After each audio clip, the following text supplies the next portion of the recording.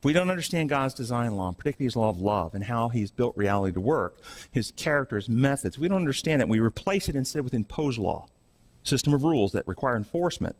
Then when we seek to do right, we will utilize Satan's methods. And when we see injustice in the world, and our hearts react to that injustice, that's wrong.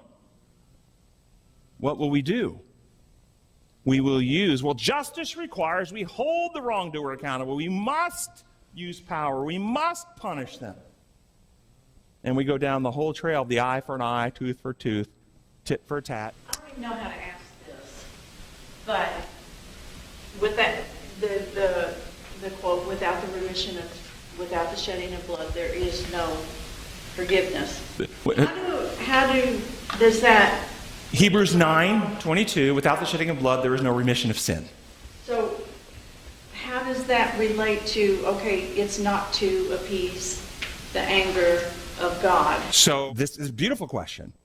We have two law lenses we go to the text through. What's our assumption? Is our assumption that God's law works like our law, and then without the shedding of blood, God is not legally free to remit or put away or forgive us or pardon us of our sin. Therefore, the blood is the payment made in the legal courts to give God freedom to save us legally.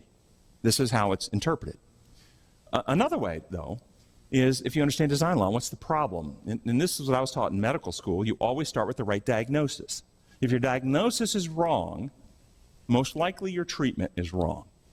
And so is the diagnosis, when Adam sinned, did God get changed? When Adam sinned, did God's law get changed? When Adam sinned, did the condition of Adam and Eve get changed? So the problem is not in God. He doesn't need anything done to him. It's not in God's law. It doesn't need anything done in them. What's now out of harmony, what's not right, that needs setting right, is the actual condition of humankind. Okay? So imagine the scenario that you have a child that disobeyed your instructions to never mess with the pesticides in the garage. And you might have even give a stern warning. In the day that you drink the pesticides in the garage, you will surely die. Stern warning.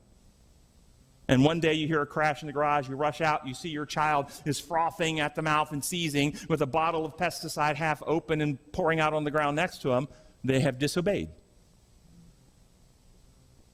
What does justice require of you? Do you need to get your belt out and beat them?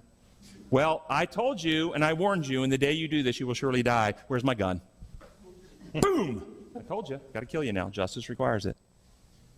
The imposed law model, that's the idea. You broke the rule. God is now required and restrained by law to use his power to kill you. Oh, no, wait. You've got an older brother. I'll kill your brother in your place, and then I won't have to kill you, and I'll forgive you. Is the problem that the child, is there anything, if this was your child, real story, if this really happened, some poison, maybe it was medicine in the medicine cabinet instead of pesticides, it doesn't really matter, but you get the idea. If this was your child that disobeyed and they were dying of their action, would the child need to do anything to get your forgiveness? No. Would your forgiveness fix the problem? No.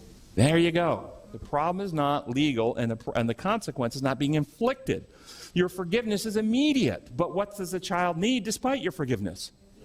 A remedy and a cure.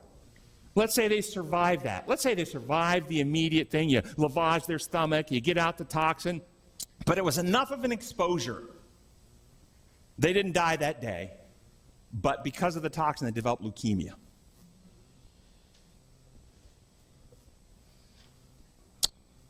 And they have an older brother. And their older brother is a bone marrow donor, a match. Could we say, without the shedding of the older brother's blood, there will be no remission of the leukemia? Can we say that? You see, remission means to remit back. When you put cancer into remission, it remits back to its cancer-free, healthy state. Without the shedding of Christ's blood on the cross, sinfulness in humanity would not remit. Humanity would not be restored back to righteousness.